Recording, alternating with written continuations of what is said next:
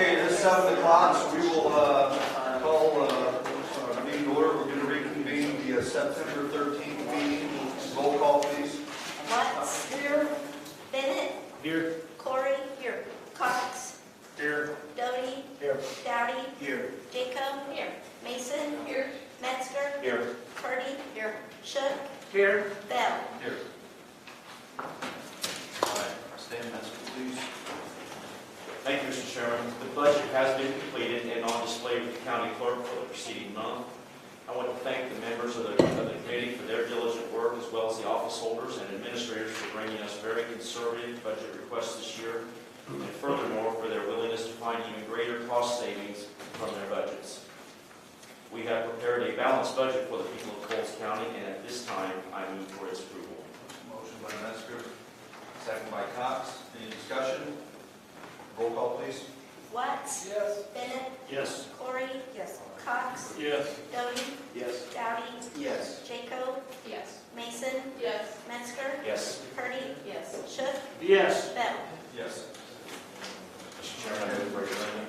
Yes, we have a motion by Sam, second by Doty. So Metzger. Doty. That was September. Roll call, please. Watts. Yes. Bennett. Yes. Corey. Yes. Cox. Yes. Doty. Yes. Dowdy. Yes. Jacob. Yes. Mason. Yes. Metzger. Yes. Purdy. Yes. Shook. Yes. Bell. Yes. All right, we'll call to order then our November 9th meeting. Roll call, please.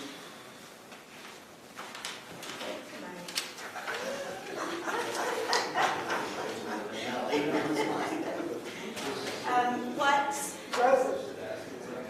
What'd you say? Present. Bennett. Here. Corey. Here. Cox. Here. Doty. Here. Dowdy. Here. Jacob. Here. Mason. Here. Metzger. Yes. Purdy. Here. Shook. Here. Bell. Here.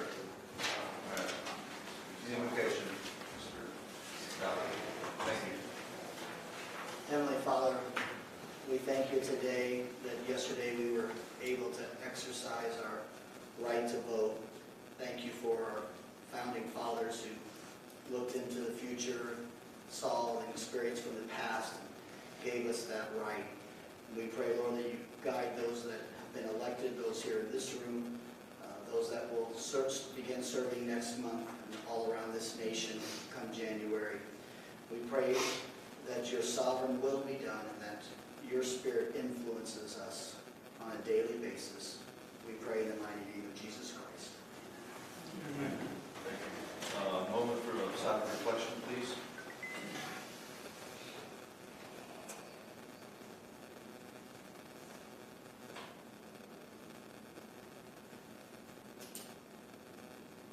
Okay, thank you. Stand for the pledge. I pledge allegiance to the flag of the United States of America and to the republic for which it stands, one nation, under God, indivisible, with liberty and justice for all.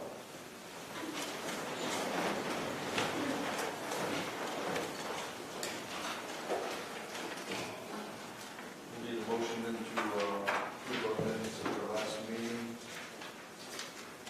Dowdy and Corey for a second. Any discussion? Roll call, please. Watts. Yes. Bennett. Yes. Corey. Yes. Cox. Yes. Doty. Yes. Dowdy. Yes. Jacob. Yes. Mason. Yes. Metzger. Yes. Purdy. Yes. Shook. Yes. Bell. Yes. We have one appointment tonight. This is Jeff Hilligoss until May of 2025 to appoint him to the Lincoln Fire Protection District. A bio was sent out. Any discussion? All right, with advice and consent, roll call, please. Watts. Yes. Bennett. Yes. Corey. Yes. Cox. Yes. Doty. Yes. Dowdy. Yes. Jacob. Yes. Mason. Yes. Metzger. Yes. Purdy. Yes. Shook. Yes. Bell. Yes. Our committee reports. Building and Grounds Committee, Nancy Purdy.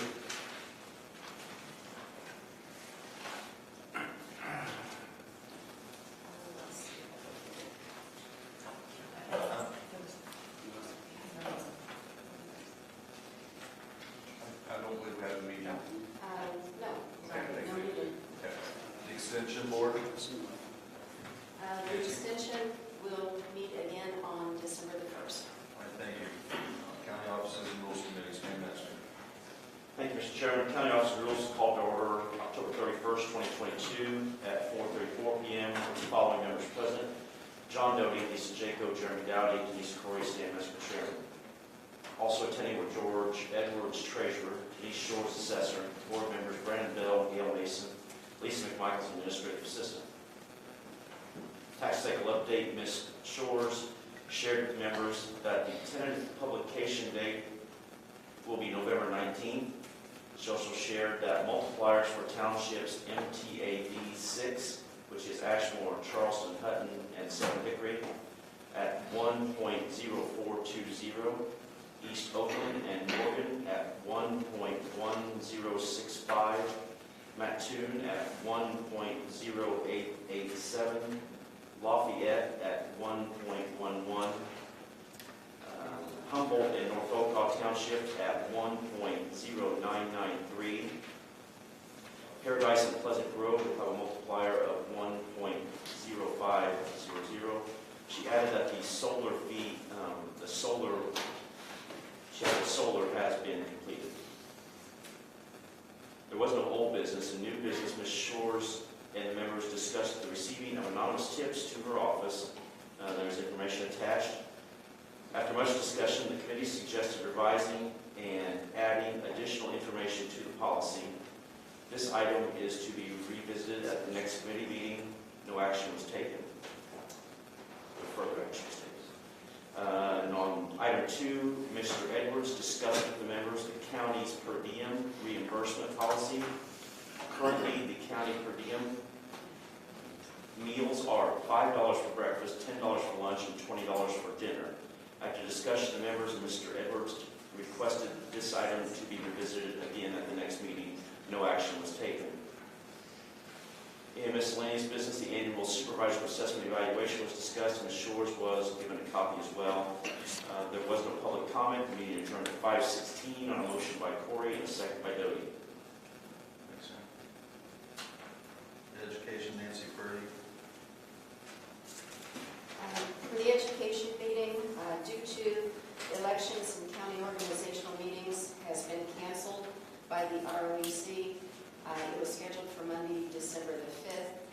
There are no votes or actions to be taken, and the next scheduled meeting therefore will be on Monday, March the 6th.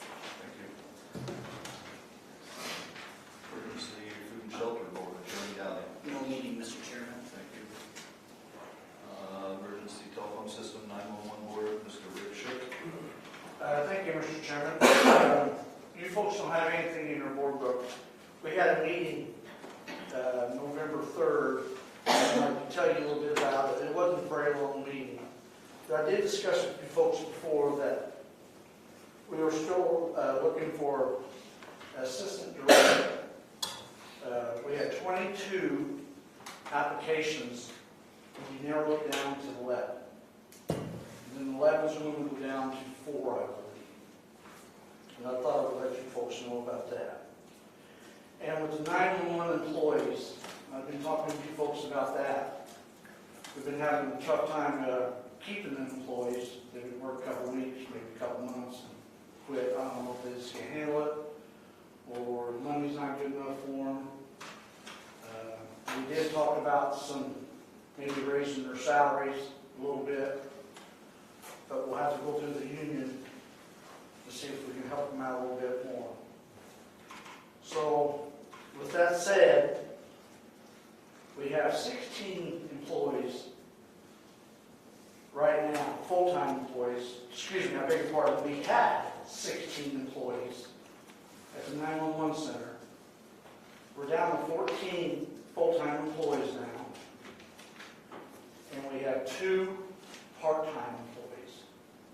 And they are already in training now. And it takes, I believe, 3 or 4 months for training for them folks to go through all the computers and the paperwork and learn how to discuss the 911 system over the phone with the people that need it, need help.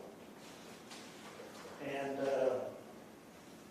with the 2 part-time help, like I said, they just started maybe a couple weeks ago, so we should have some more people coming in for part-time, but we just don't know how many yet.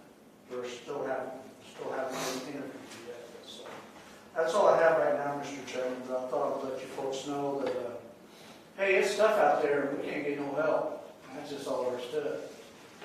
I just thought I'd let you know, Mr. Chairman. Thank you very much. Thank you, Mr. Schick. Finance Committee, Stan Metzger. Finance Committee was called to order October 31st at 5:20 p.m. with the following members present: Lisa Jacob, Brandon Bell, Mike Watts, and Matthew Turner presiding. Darrell Cox was not able to attend. Also attending were George Edwards, Treasurer's Office, Board members Denise Corey, Gail Mason, Mark Harrison, Sheriff's Department, Sheriff's Office IT, Public Defender Dwayne Dieters, and Lisa McMichaels, Administrative Assistant. In the Treasurer's report, Mr. Edwards reported to the members that both taxes and the tax sale have been completed and refunds were dispersed today. In old business, the Mattoon Sports Complex was discussed among the members. Mrs. McMichaels was instructed to get more information from the complex board for further discussion. And she all should have received email today answering at least a couple of the questions that were submitted to us. That were submitted to them, I should say. Mr. Dieters discussed with the members the hiring of an assistant public defender for his office to replace Therese Matthews, who will be retiring on November 30th, 2022. Mr. Edwards presented a resolution approving the sheriff's salary to the members. See attached. Mr. Watts motion to forward this to the county board. It was seconded by Jacob, carried unanimously, and at this time I salute. Motion by Metzger, second by Jacob. Any discussion? Roll call, please. Watts? Yes. Bennett? Yes. Corey? Yes. Cox? Yes. Doty? Yes. Dowdy?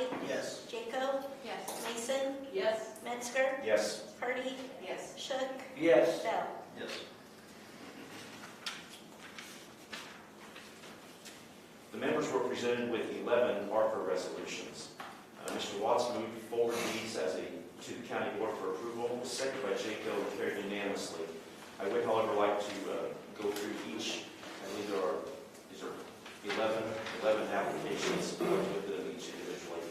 The question number one then is a resolution from the ARPA committee, Coles County Public Health Medical Mobile Unit up to an amount of $181,856. This is for the Coles County Public Health to acquire a mobile medical unit to provide services throughout the county. And I so move.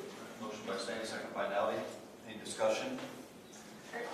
I was looking at their application, so are they paying for half? Yes, we are willing to fund up to half. Well, we are offering funds to provide up to half. Okay. But that's not accurate either. We're providing funds up to $181,856. If that's half, that's half. I thought it was 363. Which is, It was intended to be half, but everything's going up, is what I'm saying, so. Any more discussion? Roll call, please. Watts. Yes. Bennett. Yes. Corey. Yes. Cox. Yes. Doty. Yes. Dowdy. Yes. Jaco. Yes. Mason. Yes. Metzger. Yes. Purdy. Yes. Shook. Yes. Bell. Yes. The second item from ARPA is the Coles County payroll interface up to an amount of $13,429. I believe this is the second half of that device that will allow for easier timekeeping and vacation and sick day tracking. Clarify, 20,000 was already previously given, this is like 13,000, so it's a little less. Thank you. And I so move. Motion by Metzger, second by Jaco. Any discussion? Roll call, please. Watts. Yes. Bennett. Yes. Corey. Yes. Cox. Yes. Doty. Yes. Dowdy. Yes. Jaco. Yes. Mason. Yes. Metzger. Yes. Purdy. Yes. Shook. Yes. Bell. Yes. ARPA item number 3, the Coles County Agricultural Association up to $150,000. This is for our Coles County Fair to do rewiring and other projects to upgrade the fairgrounds. And at this time, I so move. Motion by Metzger, second by Bennett. Any discussion? That's quite a bit. $150,000. They showed a revenue loss. I believe the number was $186,000 was their revenue loss. So that was revenue that they did not acquire in the year of 2020 COVID. So this is actually less than they showed a loss for.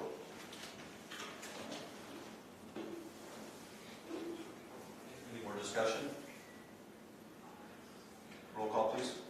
Watts. Yes. Bennett. Yes. Corey. Yes. Cox. Yes. Doty. Yes. Dowdy. Yes. Jaco. Yes. Mason. Yes. Metzger. Yes. Purdy. Yes. Shook.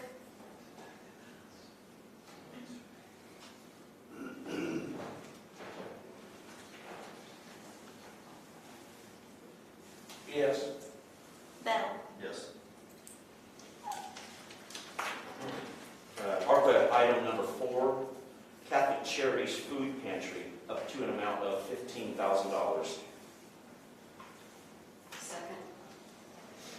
So we have a motion by Metzger, second by Purdy. Any discussion? That was for their HVAC system, I believe, right? Is that No, correct? that's Habitat. That's the- This is Catholic Charities. Thank you, Center, sorry. Food Pantry. Yeah. Yeah. Yeah, this is all for actual Foods. Roll call, please. Watts. Yes. Bennett. Yes. Corey. Yes. Cox. Yes. Doty. Yes. Dowdy. Yes. Jaco. Yes. Mason. Yes. Metzger. Yes. Purdy. Yes. Shook. Yes. Bell. Yes. ARPA item number 5, Coles County IT Department, up to an amount of $418,536. This is for the computer, VMware, is that correct? Is the virtual machine, Mark Harrison, am I speaking correctly? Virtual desktop, essentially. Virtual desktops, yes.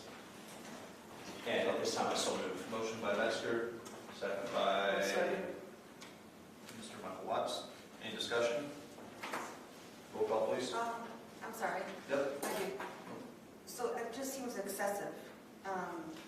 And I read the application and it was like for safety, so you don't have to meet people at their desks and didn't know if we're necessarily that concerned about those types of things still.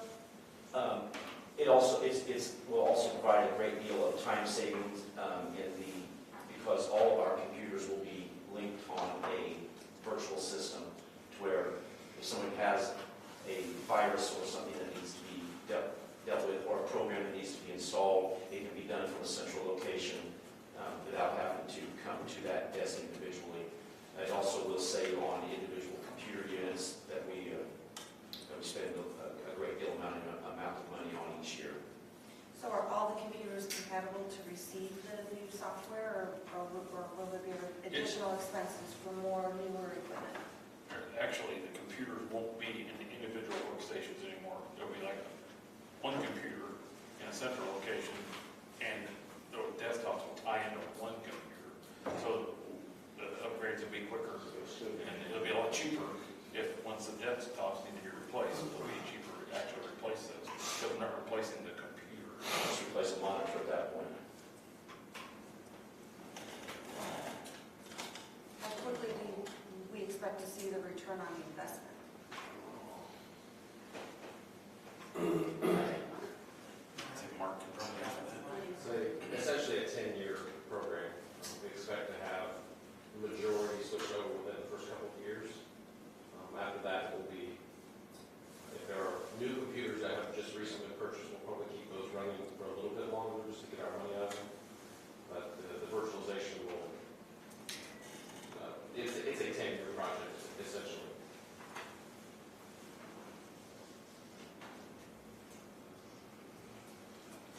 Any more discussion? Roll call, please. Watts? Yes. Bennett? Yes. Corey? No. No. Thank you. Cox? Yes. Doty? Yes. Dowdy? Yes. Jacob? Yes. Mason? Yes. Metzger? Yes. Purdy? Yes. Shook? No. Bell? Yes. ARPA item number 6, Coles County Habitat for Humanity septic system up to the amount of $18,356.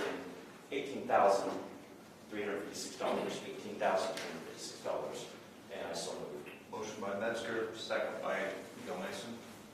And this is in the building that houses three separate agencies, correct? So there's a lot of bang for your buck with this one. Any more discussion? Roll call, So please. it's a big building then with 3 different offices? It's on State Street, kind of near the cemetery. And it houses Habitat. Coalition for People in Need and the churches food pantry. Well, they need $18,000? For a septic system, yes.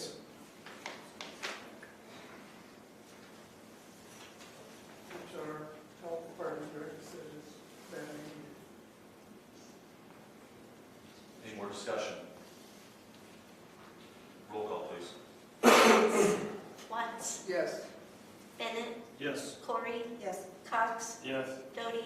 Yes. Dowdy? Yes. Jacob? Yes. Mason? Yes. Metzger? Yes. Purdy? Yes. Shook? Too much, no. Bell? Yes. ARPA item number 7, Coles County Regional Planning, revenue loss up to $71,118. The Coles County Regional Planning Office showed us revenue losses, and this is to make up for that. And I so move. Motion by Metzger. Second by Watts. Any discussion? What are those losses? I'm sorry, I can't remember. largely as a result of budget cuts that were, when our budget was more tighter than it is currently, we asked the regional planning office to accept a lower contribution from the county as part of the budgeting, and this is to make up for that. That was removed from their budget over the last 3 to 5 years. And they were working overtime during the pandemic. Yeah. Everything remote. I And see. so feeding into their reserves to cover those costs. And this is, for someone. I sat on that committee the last year, I just couldn't remember. Thank you. Any more discussion? Roll call, please. Watts? Yes. Bennett? Yes. Corey? Cox? Yes. Doty? Yes. Dowdy? Yes. Jacob? Yes. Mason? Yes. Metzger? Yes. Purdy? Yes. Shook? Yes. Bell? Yes. ARPA item number 8, resolution regarding Coles County State's Attorney's Office computer software upgrade up to $80,000. At this time, I so move. Motion by Metzger. Second. Second by Von Bennett. Any discussion? Roll call, please. Watts? Yes. Bennett? Yes. Corey? Yes. Cox? Yes. Doty? Yes. Dowdy? Yes. Jacob? Yes. Mason? Yes. Metzger? Yes. Purdy? Yes. Shook?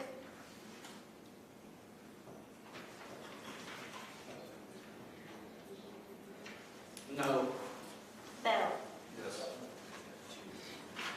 ARPA item number 9, Coles County Emergency Management Association, purchase of a UTV in the amount up to $19,787. And I so move. Motion by Metzger, Purdy. second by Purdy. Discussion? Roll call, please. Watts? Yes. Bennett? Yes. Corey? Yes. Cox? Yes. Doty? Yes. Dowdy? Yes. Jacob? Yes. Mason? Yes. Metzger? Yes. Purdy? Yes. Shook? Yes. Bell? Yes.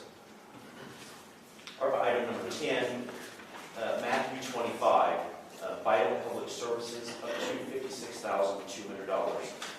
And I so move. Motion by Metzger, Second. second by Gail Mason. Any discussion?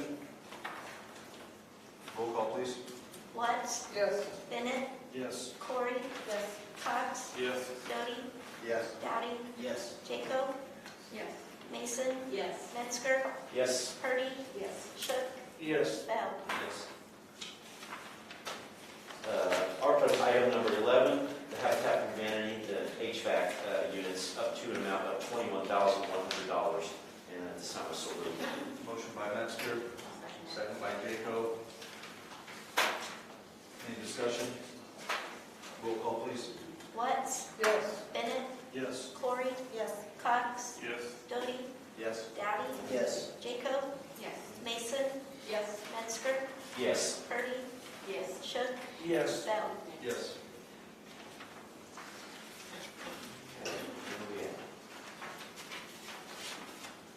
Annual performance evaluation for Lisa Ms. McMichael's administrative assistant were presented and presented. The meeting adjourned at 5:51 on a motion by Bell and a second by Jacob. There's no Health and Safety Committee, Insurance Committee, Nancy Purdy. The sermon meeting was held up in Bloomington in October. I was unable to attend due to the time of it. I had asked a couple other board members, they were also unable to attend. So I contacted Kelly Murray and discussed this with her, and she said that this was going to be something that we could handle in-house, and that was done between George Edwards and myself. Perfect, thank you. No Liquor Commission, Mental Health Board, Stan Metzger. Nothing to report. Sir, Planning and Development Commission. No meeting, Mr. Chairman. Public Health Board, Jeremy Daly. No meeting, our meeting is tomorrow evening. Thank you. Road and Bridge, Mr. John Doty. Thank you, Mr. Chairman. The Road and Bridge Committee met on October 24th. It was called to order at 5 p.m. with the following members present: Rick Shook, Lisa Jacob, Bob Bennett, and myself, Chairman presiding. Jeremy Dowdy was unable to attend. Also attending was Gail Mason, Rick Johnson, County Engineer, and Lisa McMichael, Administrative Assistant. There was no old business. Under new business, the members reviewed Mr. Johnson's annual performance evaluation and presented the evaluation to Mr. Johnson. Item 2, Mr. Johnson presented members with a resolution for the 2023 County Motor Fuel Tax Maintenance Program. Discussion followed. A motion was made by Mr. Shook and seconded by Mrs. Jaco to forward this to the board. At this time, I so move. Motion by Doty, second by Bob Bennett. Any discussion? Roll call, please. Watts? Yes. Bennett? Yes. Clory? Yes. Cox? Yes. Doty? Yes. Dowdy? Yes. Jaco? Yes. Mason? Yes. Metzger? Yes. Purdy? Yes. Shook? Yes. Bell? Yes. Item 3, Mr. Johnson also presented members with a resolution to appropriate funds for the 2023 salary and expenses. After discussing this matter, a motion was made by Mr. Bennett to forward this to the county board for approval and seconded by Mrs. Jaco, and at this time I so move. Motion by Doty, second by Jaco. Any discussion? Roll call, please. Watts? Yes. Bennett? Yes. Clory? Yes. Cox? Yes. Doty? Yes. Dowdy? Yes. Jaco? Yes. Mason? Yes. Metzger? Yes. Purdy? Yes. Shook? Yes. Bell? Yes. Mr. Johnson, the county highway engineer's report was distributed to members for review. Discussion followed. There was no miscellaneous business, no public comment was from Gail Mason. The meeting was adjourned at 5:12 p.m. with a motion by Mr. Shook and seconded by Mr. Bennett. Thank you, Mr. Bennett. Senior Citizens Tax Levy Committee, Nancy Purdy. No meeting. All righty. Sheriff and Law Enforcement, Denise Corey. There was no meeting. Thank you. Supplies and Claims, Dale Cox. Chairman, members of the Supplies and Claims Committee reviewed the bills, approved them for payment, and I so move. We have a motion by Joe Cox, second by Bob Bennett. Any discussion? Roll call, please. Watts? Yes. Bennett? Yes. Clory? Yes. Cox? Yes. Doty? Yes. Dowdy? Yes. Jaco? Yes. Mason? Yes. Metzger? Yes. Purdy? Yes. Shook? Yes. Bell? Yes. WIOA Committee, Nancy Purdy. The next meeting is going to be December the 12th in Effingham, and I plan to attend. Thank you. No old business, no new business. Executive session. Mattoon Sports Complex. This is for discussion only. Our Mayor Mattoon, Mr. Rick Hall, is available for discussion. Any questions? So if anybody has any comments or any questions concerning the sports complex that was presented? Well, I think in our finance committee, we were concerned about, we were wondering what other entities approved this, passed this. Mr. Hall? What's your question again? So if you'd like to, if you want to come up maybe and you can answer any questions that we may have. I've also got Kyle Gill here with me from the city of Mattoon as All a right. city administrator. That way he can keep me straight, which he has to work at pretty regularly. Now, the question again was, I think, what other entities are doing the intergovernmental agreement? Is that what you're asking? I've already completed them. So, what other taxing bodies are entering into intergovernmental agreements with Mattoon and the Mattoon Sports Complex? so it's community unit number 2 in Mattoon, Lakeland College. The city- They've already approved those. No, they're getting ready to do that now. Most likely, if you approve this, it'll be subject to the approval of those other entities also. So the county, the Lakeland College, the school district, and the city of Mattoon, all 4 of those. They're all school, the Lakeland, and you guys, I think we all got them scheduled for the December meetings, board meetings, trying to get them scheduled for that. And then the city will do theirs in the very first meeting in January. And like I said, we hope to have the agreement to the state's attorney like maybe next week. Is that correct?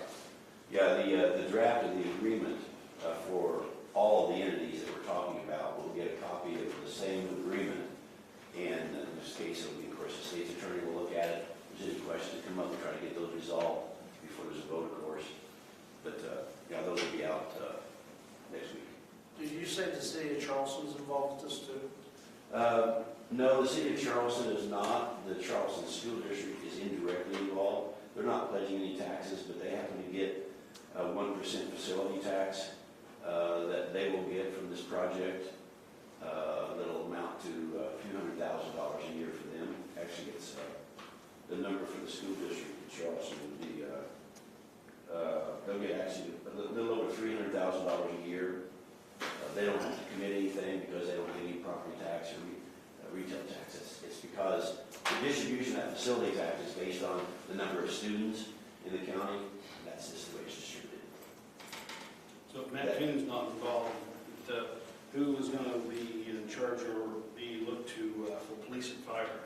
Is that going to strain Matt Toon or county in need for policing? No, so, I mean, Mattoon is not the ownership of it, but it is going to be inside the city of Mattoon, so we will be their first responders for police and fire. We've reached out to other communities that have these. O'Fallon has a big sports complex, and they've all said we've not had to hire any more police or any more fire. Matter of fact, that they said they very rarely have any occasions to actually have to go out there. The people that are drawn to the sports complex usually does not have much problems other than maybe a car accident kind of thing. And many of the facilities hire their own security, so the overtime hours for police or sheriffs or whatever, they contract with them. It'll be rated, again, this is a not-for-profit organization that runs this facility, and it's made up, right now, there's 3 board members, there will be 6 more added this month. If the county is interested in having a board member on that board, there's a spot for them to do that. They would have to be approved by that board, but if you felt like you needed to have someone on there, we would welcome the recommendation. We have 3 spots open, but we're not filling immediately because if someone in the county would want to be involved, then they would have that opportunity to sit right on that board. But the city of Charleston will want nothing to do with it. Well, the city of Charleston doesn't really have any taxes they can contribute to it because all the taxes are generated from either sales or property that's in the city of Mattoon. Does that make sense? I would think indirectly, Mayor, that Charleston Lake School District would benefit. Oh, yeah, Charleston, I thought he said the city of Charleston. I did. He did, but I was saying indirectly, meaning help schools, Yeah. Charleston schools. Yeah, so the schools in Charleston will get over $300,000 a year from this project. And we think it'll help the overall community, Charleston too, as sports kids are coming in and playing sports. It gives them a chance to look at Eastern Illinois University.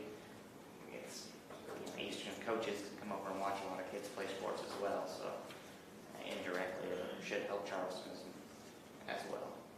We met with Dr. Glassman at Eastern and the athletic department, and what it does for them in particular when it comes to sports, the young people that come to this facility are high school age kids.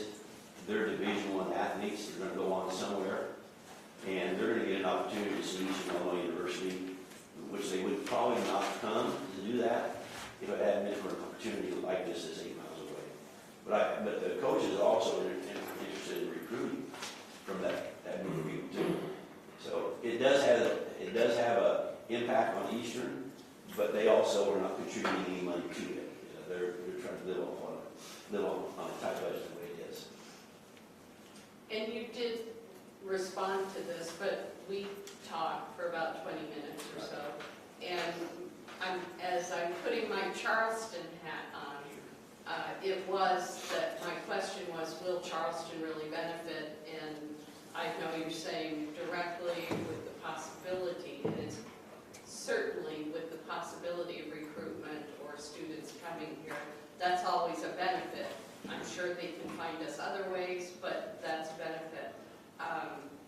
But I just wondered, too, about Charleston.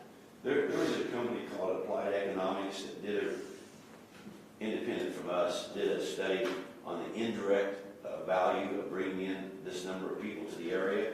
And the indirect amount of money, the benefit to the county is $4.8 million over that 30-year period. And that is money, people that might be coming to this area, they could move here, they could buy things in Charleston, they could stay in hotels in Charleston. It's an indirect amount, but it is substantial. Not uncommon for this kind of thing to happen. A lot of research has been done on this. To me, of course, it's easy for me to sit up here. I spend a lot of time looking at these numbers, and so is Kyle and a lot of us. And the board, by the way, we did our best to try to have the whole area represented on this board. We've got people that work for Eastern, Sarah Bush Lincoln, and certainly First Mid Bank and Trust. People like that are in leadership roles with those companies that will represent the whole area. And we were particularly careful about that we did try to get both male, female, people that are familiar with sports, some that aren't. I'd be happy to go through those names with you if you're interested. But again, I think we've done a lot of research. It almost seems like, from my perspective, it's a no-lose situation for the county. And it's a no-lose situation because if we don't build this, that revenue and that commercial development is not going to come. And right now, the taxes that's generated from that same area, 150 acres, is $940, and it's going to be millions of dollars. It's going to come from that same area. It's going to come back into our communities. It's a project that's as big as any that area's had for a very, very long time, and we think it's certainly important. We still plan to break ground in March of 2023 and open up in 2024, sell bonds in probably the second or third week in January of 2023. We've got a lot of people that know a lot about this project, a lot more than I do, that we've hired to guide us down this path. And we think we've got a really good company that could run it, got a great record of running projects like this, never lost money. They've always overperformed. They've been directly involved in this since day one. You said you had bankers, I'm sorry, Mike. You had bankers and people like that involved with and all that. How many average common Joes do you have on there? Well, common Joes, one of the things that I don't know exactly what that means. Well, it's an average person, maybe works at Steak and Shake or Yeah. maybe a factory around here or something like that. I know we've got some people from, works for Hershey, for example, chocolate. It happens to be someone that works from home, remotely. It's odd that someone in this area would actually work for a company in Pennsylvania. That happens a lot anymore. What we try to do as best we could is get people that will be good running an operation like this. And anybody we still have 3 vacant seats. So if someone has got an idea that they would like to suggest someone, we would absolutely look at it. But we try to get qualified people, but make good decisions from this group. It's not a problem. Did you have a question? I have a couple of questions. One is, the firm you're working with, the model that's being proposed for this project, it's a model they've used other places? Yes, many places. Okay. Then the other question that we talked about a lot was a 30-year commitment by the county seems like a really long time. Right. And, if the county said, well, 10 or 15 years, is that going to kill the project? The reason why we do it for 30 years is because they're 30-year bonds. And the bonding companies sell those bonds and get a rate for those bonds based on a commitment from taxing bodies like this. As I said earlier, the project we're asking for 30 years. The actual forecasts indicate the bonds we paid off in 19 years. Truth of the matter is, the first 2 years of the project, nothing happens. Those first 2 years is under construction. So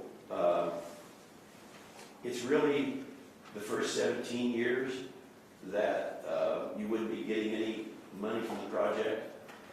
But we really feel like it's not going to be a 30-year commitment based on what our forecast show. But we really commit to that because of the bonding companies. But yeah, it is. This is a very forward-looking project. It's one that we don't typically do in the environment that we all work in. We're looking literally 30 years down the road, but we're looking at that for a great opportunity. I know you talked about budgets earlier and things that you want to do and you'd like to do. This is an opportunity to get something in place that's going to last for a long time, maybe well beyond 30 years. And it will help, I feel like, just like it will the city of Mattoon and Lakeland College and school district, it'll help all of them do a better job in the future. And the other thing, the 30 years is, if you remember the map, there's a yellow outline of area. There's 50 acres basically of yellow area that is committed. We know of other lots around Home Depot that are currently sold, and people come to us and ask us for ask non-disclosure letters, but they've got plans to build buildings in the area that's not in the yellow that you guys would get property tax and sales tax for right away. So it's not like it's 30 years on the whole area around Walmart and Home Depot. It's just that yellow 50 acres right there adjacent to the sports complex. So are you, I don't want to put words in your mouth, so are you saying that it's 30 or nothing? Is that what you're kind of presenting as a word? We feel that the bonding, to be able to sell the bonds, it's going to have to be 30 years. So my understanding initially had been, Rick, that when I heard you speak, I think it was at the Finance Committee meeting, that what you were asking at that time was that the property taxes kind of be given back to the project, but only for 11 years. So now I understand that it's basically for 30. The 11 years, we asked for 30 years. The 11 years is after 19 years, the remaining period that you start getting taxes is the last 11 out of 30 years. It's only the first 19 years, technically it's only the 17 years, that we use to pay the bonds off. And the earlier we can get them paid off, the earlier you're going to get the money. But yes, it's a big enough amount from the county. It's $3 million that goes to the county over those first 17 years of taxes. And that $3 million is enough to potentially sway the bonding companies, the underwriters, to say this is going to work. So we really do depend on you. If we can't get the county board to approve this, then we're going to have to figure out another way, and we don't know what that other way is yet. We still have a couple obstacles to get over. The bond rates are higher now, and we don't know exactly what those bond rates are until we get ready to sell them. The other thing is we're getting bids on the contract to build this, and that's going on literally as we speak, and we don't know exactly whether we're going to come out on that. So I would say that the odds are that if you don't approve it, it's going to have a significant impact on the decision to move forward. And I can't say absolutely it's not, but I think it will. One more in that regard is, are you looking at this board to sort of take the lead, say, first public entity, say, okay, we'll sign off on this? Actually, no, because I think the school or Lakeland's the same night that you guys would be voting as well. December 12th, December 13th. So it's earthquake day. It's earthquake day. December 12th and December 13th is when all the boards meet. So. But we're not going to ask you to commit if they don't. Right. There will be a clause in the agreement that says you would approve it subject to the others doing the same. But the truth of the matter is that it won't really probably come up if the school district at Lakeland College, particularly the school district, if they were to say, no, we can't do this, then we can't go forward. Because their contribution is significantly greater than yours, just because of their tax rate. So if they say no, now keep in mind, we've talked to all these, everybody, and they're saying, yes, this is good for our community, we want to do this. There's a lot more gain than risk in this. So we feel like it's going to get through. So where's the next nearest facility like you're proposing to put up that we could look into to inquire with the community how well it's working out for them?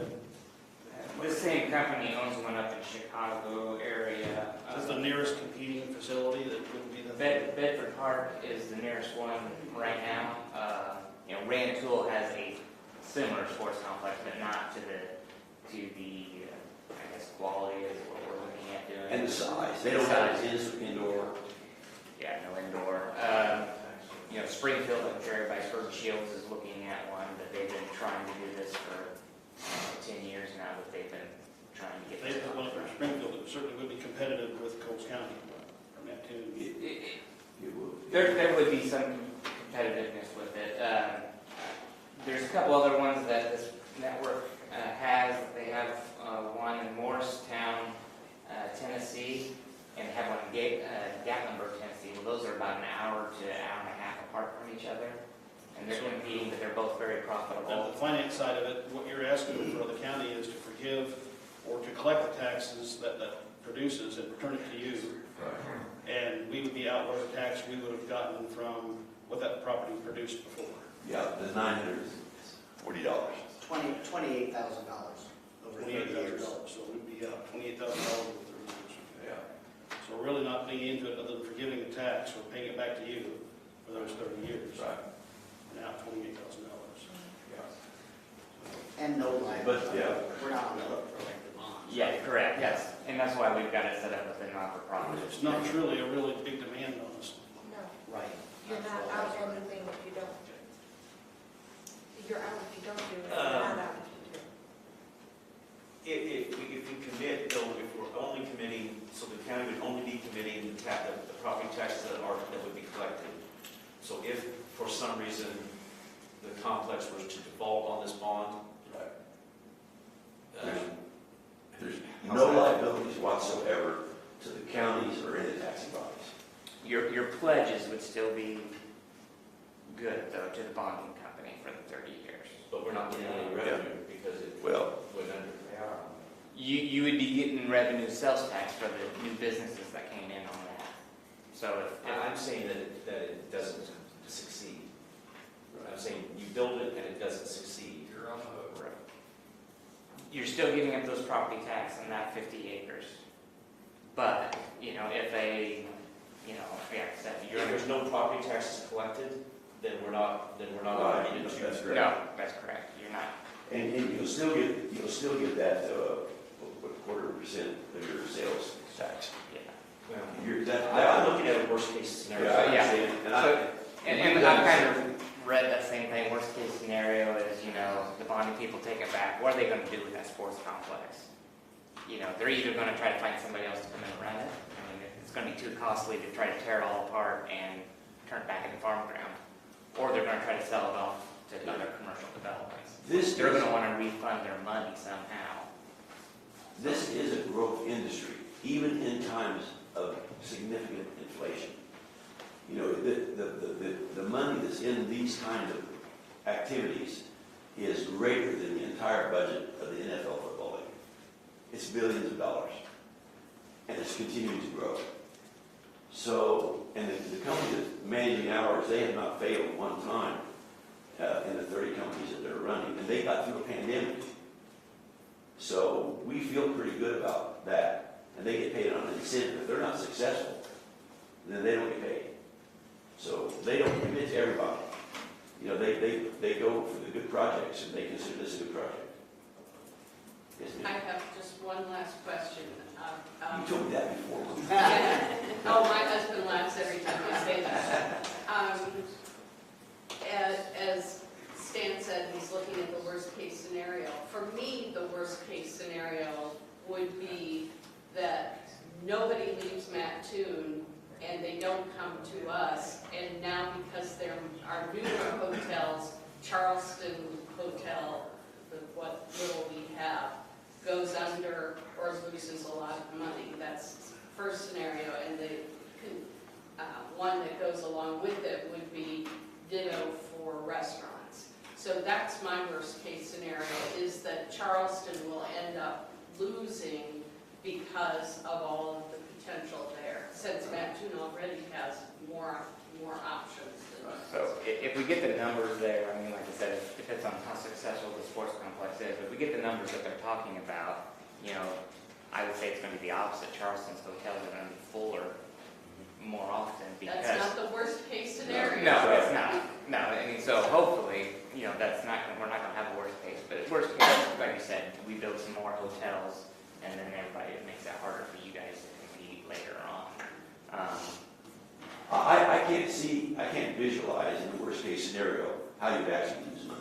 Okay, so let me who is actually, so the Coles County would not be a co-signer No. on the bond? No.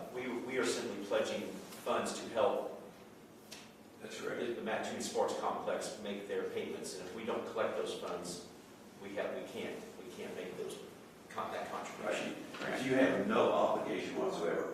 And we need to have that in writing from the bonding companies. Well, the city of Mattoon is going to require that. We got to know that there's no liability. It's not enough just to say, well, yeah, you guys are good. We formed it this way because we didn't want the taxpayers on the hook for any existing revenues. So it's all based on new revenues.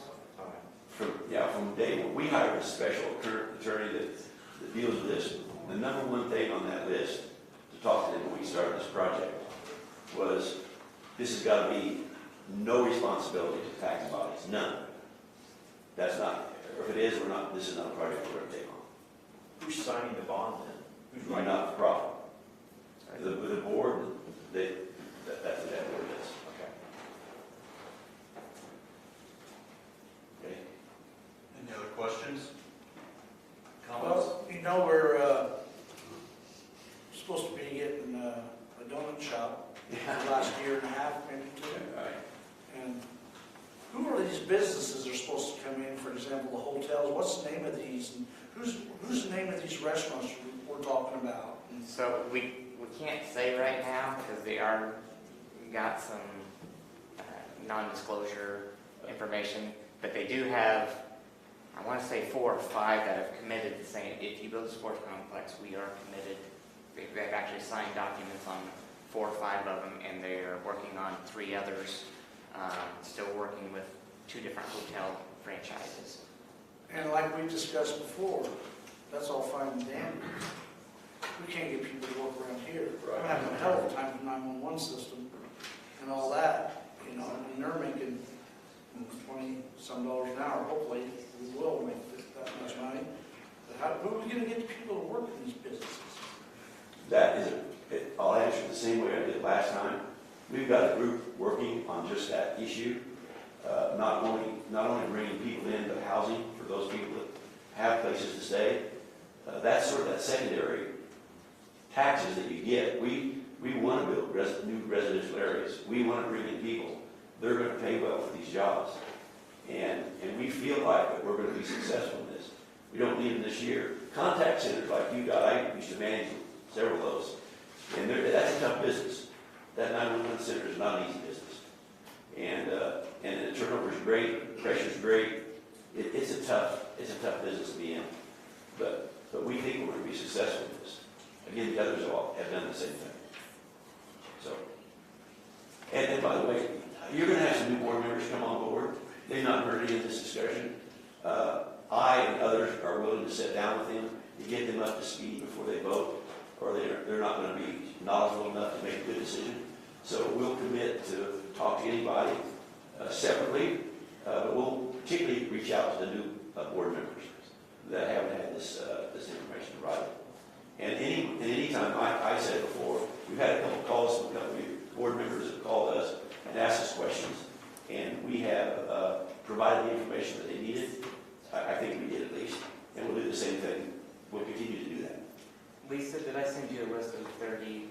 I know I answered the question, but I didn't know if I sent you the list. I don't think I have a list. Okay, I'll get that list to you, but they're also supposed to give us ones that are really closer to Mattoon in size and distances. And Perfect. it's all over the place, so. Thanks, Kyle. I appreciate it.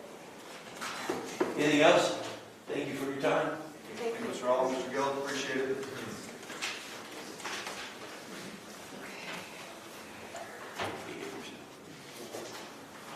I'll turn it to Chris.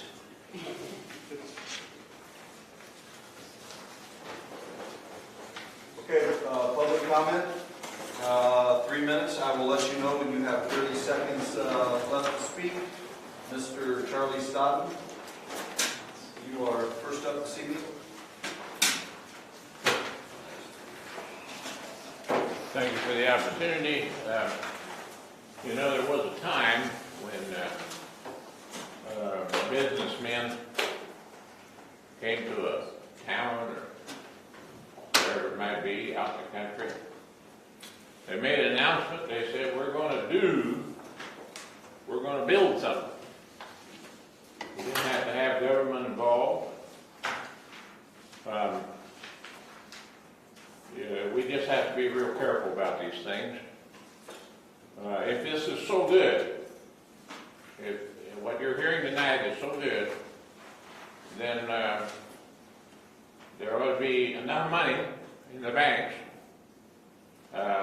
to private entrepreneurs to just write the checks. True or false? True or false? Think about it. What do you think, Mr. President? Mr. President, that's a decision I'm not going to have to make. So Well, wouldn't good logic dictate that? maybe in certain scenarios, yes, sir. I would think so. Now, I was just talking to people up in Bloomington, Peoria today. I haven't had time to visit with them in depth, but they've got 3 of these public-private partnerships that have not done too well. And that's as far as I can go with that tonight, but I did talk to them. So, now, I would like to know why this is a non-for-profit. What's the idea of that? Again, it's the easiest way or the best way to protect the taxpayers from having to do GO bonds where they would be on the hook if the sports complex failed. So we were trying to isolate the taxpayers and say. I see. Okay. But anyway, that's what I would say tonight. Thank you for your time. We need to be careful, full of care. Thank you, sir. Mr. Kurt Allen. Thank you, sir. Appreciate it. I've actually got some good news. Back in May, you folks adopted or motion for your resolution for county officer salary. Mr. Bennett, I don't recall, what was the total in regards to this complex? What would you say the county was, the dollar figure ballpark that the county was looking at? 30 years was $28,000. I just took $940 times 30 years. Okay. I'll show you where you got it. No problem. Ready for this? Now, some of you won't be happy, okay, but some of you will be. The resolution for county officer salary, according to your May minutes, it outlined county board members $4,800 annual salary, county chairman $1,200 annual salary. Your minutes and video, just so everybody knows, won't go back and change anything. It's all on video, we confirmed this. That resolution failed. This public body has not established an adopted county resolution for compensation of county board members. It failed 5-5. So thank you, Mr. Bennett, Mr. Cox, Ms. Doty, Mason, and Watts. Those were the 5 nays, and there are 5 yeses. So those that weren't aware of that, the next board coming in, the seats in December, you have no compensation. The resolution failed. You have to set that 180 days in advance. And at $4,800 a year, times how many board members you got? 10, 11? I don't know. I think that's pretty much covers it every year pretty easy. I just wonder how many will stick around if they're not getting paid. I guess we'll see next month. Mr. Shook, I brought this up before. We uncovered about $81,000 missing from the Oakland Fire Protection District. That's being investigated by the Sheriff's Office. And in that process, we found bills from the 911 ETSB for dispatching. I will say it again, ETSB cannot send bills for emergency dispatching. Everybody in this room that has a phone, a landline, or a cell phone pays 911 fees. That's where that revenue comes from. There's no other revenue source authorized by law anywhere. 30 seconds, sir. My point with that, sooner or later, I'm begging you folks, if you're on that board, it's got to stop. I told them about it, and they said, we ain't worried about you. You don't have to worry about me, because what you have is taxation, double taxation, because people aren't just paying it with their phones, now they're paying it with tax revenue that's supposed to go to other resources. And they won't need to worry about me, they'll need to worry about the entities that can sue the ETSB for recovery of all of that money through false claims, and there's lawyers standing in line to do it. It's Well, not I'm us. just telling you, Mr. Allen. I'm just telling you that I told them what you told me, and they said they wouldn't worry about it. So maybe you need to talk to them again, because I talked to them blue in the face. All right, thank you very much. Mr. Jim Donasso. Oh, what a great lead-in for me. Been coming here 7 years. The arrogance of government to think you could do whatever the hell you want with our money is a bunch of BS. I ain't blaming you, but that kind of, when someone tells you that something's wrong, instead of saying, well, look into that and get it corrected, you say, we ain't worried about you. Well, guess what? No. Oh, no. I didn't say Not that. you. They did. I bet. Whoever them is. That's what I'm talking about. It's arrogance. Okay? Well, And I want you to know something too. Starting next month, your health insurance is gone.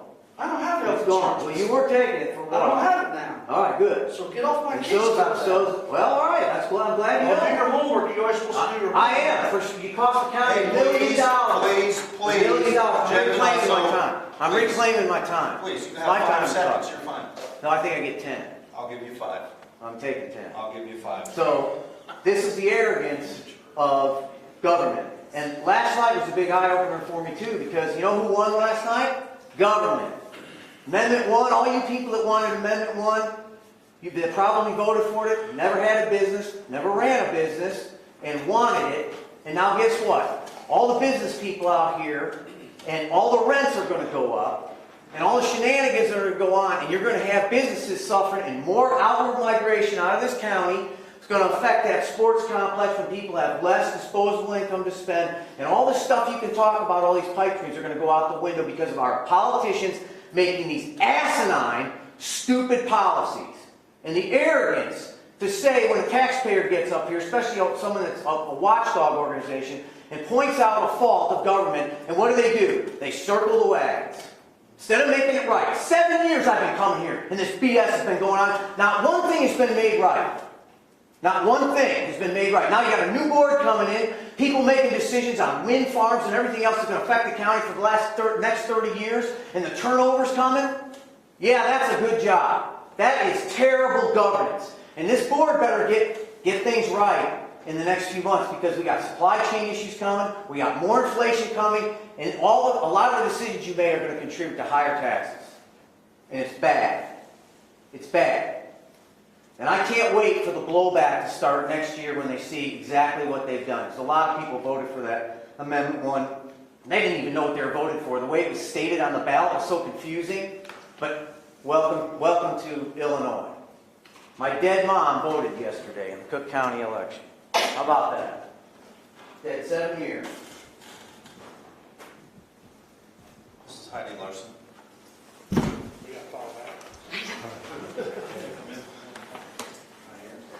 All right, thank you for being here. I'll be quick. So just a recap, we came to the policy and procedure meeting. We came to the subcommittee for the finance. The short story is on July 5th, we had an increase in our property tax for $5,000. I came to the courthouse, spoke with Denise Shores. She told me I need to speak with Rex Barnes. Contacted him, waited 6 weeks. In that time, we contacted Denise on July 15th, August 5th, August 18th. Finally, through Facebook Messenger, I got a hold of Rex Barnes, who said the entire time Denise Shores made the adjustment to our property tax. The property tax was, when I met with her in Chad on the date of August 22nd, she said it was an anonymous letter that she received that increased our taxes $5,000. When we asked to see the letter, it was shredded. That is what was said in our meeting. In the subcommittee meeting on the finance, she admitted the exact same thing in this room. and said, someone in here asked, how many letters do you receive? 4 to 5 a year. How many did you receive in '22? 1. So, moving forward, on 9/16, I attended the Finance Committee on September 9th. We dropped off an affidavit with timestamp pictures to Denise to prove that our basement was not finished, which was what the allegation. On the 28th, contacted the Treasurer's Office. On October 3rd, attended the Policy and Procedure meeting. On November 4th, we received the reimbursement for $5,000, or $4,900 back from this office. However, here's where things get interesting. We have sent multiple FOIAs. The first FOIA letter to her requested that we would like the copy of the anonymous letter. She said it has been disposed of. It was kept till 30 days after publication when changes were notified and sent out on November 21st. The second FOIA was sent requiring, let's hear from the Springfield office that gave you permission to shred a government document. In addition to that, we wanted to know who was present when this occurred. Well, guess what? There are no papers or communication regarding our address from Denise Shores on October 11th. There is no disposal letter or approval that states the letter even existed for 50 Sugar Creek in the disposal. So that's interesting. 2 weeks later, she changed her story. On October 13th, we asked the date it was destroyed, who destroyed it, and there was witnesses. On October 20th, now I'm not even sure a letter existed. Perhaps it was a tip. It's in the FOIA. It's in the FOIA. We'll give you all of these copies. Then, on October 21st, we asked, we would like to know for certain 30 seconds, sorry to interrupt you. that you disposed of the letter, and that was late. That FOIA we did not receive. We asked for it on October 21st. On November 9th, we finally got a response today saying that I don't have any paperwork. Then, the FOIA number 5 sent on October 30th. She did not respond. We asked for the other 4 letters. So what did you do with those letters? What assessments were evaluated? And what parcel numbers? And then we wanted a copy of the Journal Gazette where our letter, our evaluation was publicly noticed. And guess what? It was late again. FOIA sent October 30th. Today we Mrs. said... Larson, that's been 3 minutes. I should have put my name too, and then I could have kept going. I know. You can still speak. So the gist of it is, you can... May I speak? Yeah. May I finish? Yep, So, I'm here to talk to my county board, because you oversee Miss Denise Shores as the county assessor. And I'm telling you that we were targeted. I'm alleging abuse of power. I have all kinds of documentation. I want to share that with somebody who's going to investigate it. That's my appeal. And then I want somebody to oversee my FOIA requests because they're not getting filled out correctly, completely. It's disrespectful. But somebody needs to give her some oversight. And I would definitely, I'm asking you right now, I want an investigation by my county board as to what Heidi and I have been through. Because I've documented it every hour that I've spent defending myself. Thank you.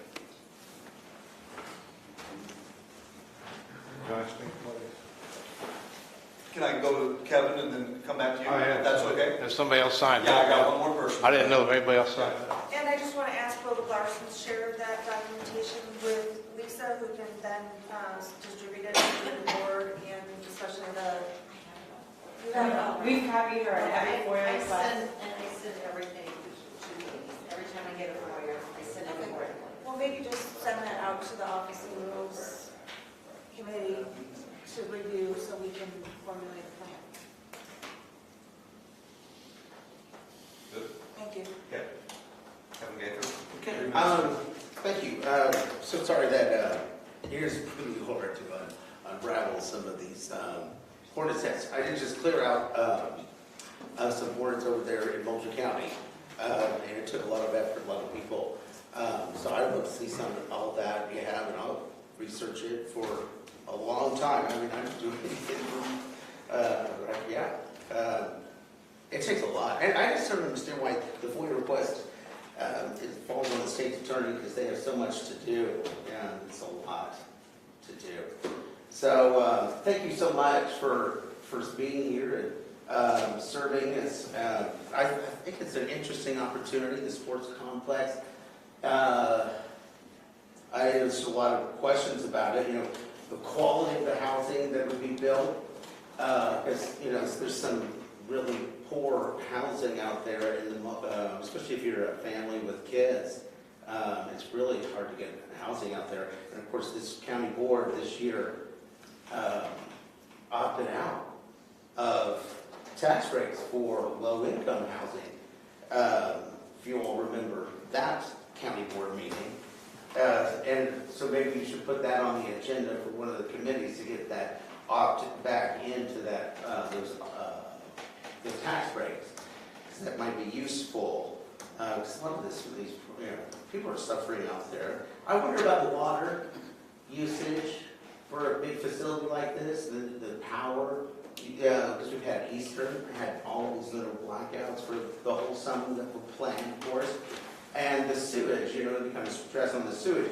Is there any effort to build the infrastructure out from this non-profit? I mean, and who's going to pay for all of that infrastructure stuff? Of course, I think infrastructure upgrades would be great for the whole community, because I know a whole bunch of buildings that have some of the worst water that, who knows what it's going to do to kids or people when they're older, because of all the cancer and stuff.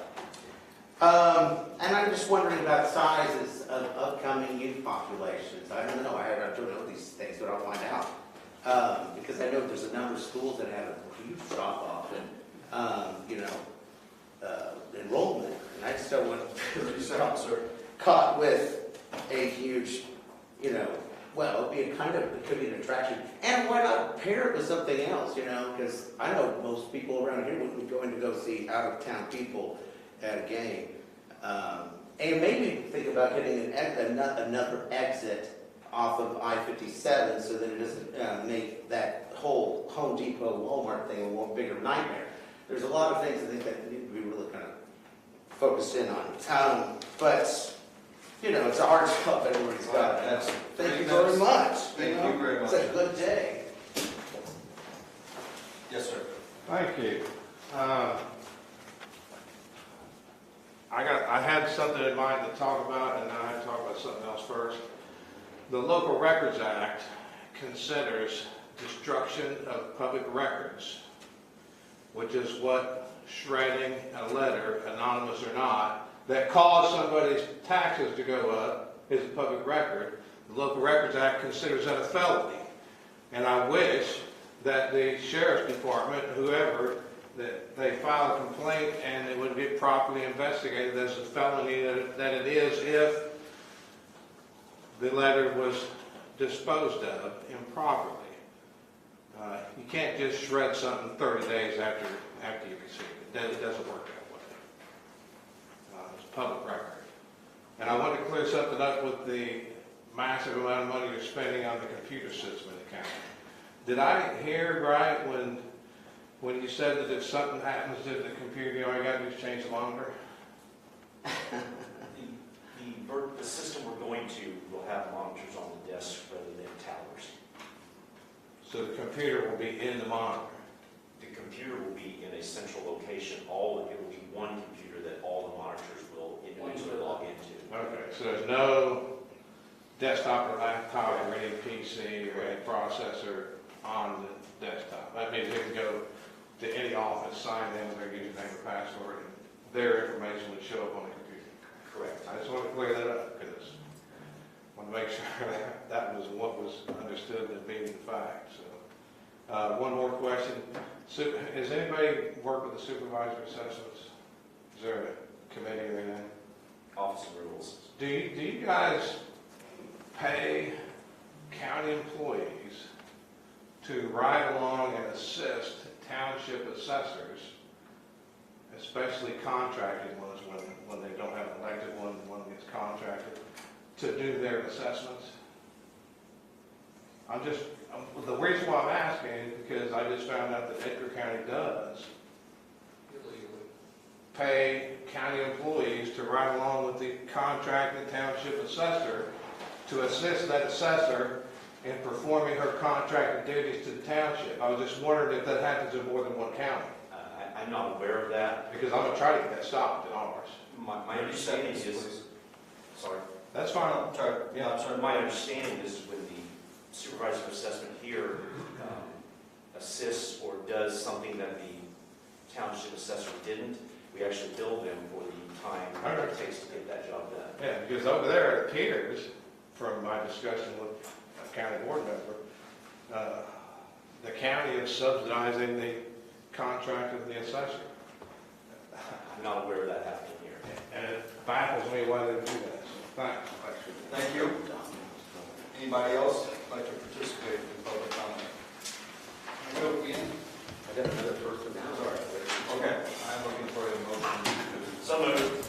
By Stan Metzger, second by Mr. John Doty. Any discussion? Roll call, please. Watts? Yes. Bennett? Yes. Gloria? Yes. Cox? Yes.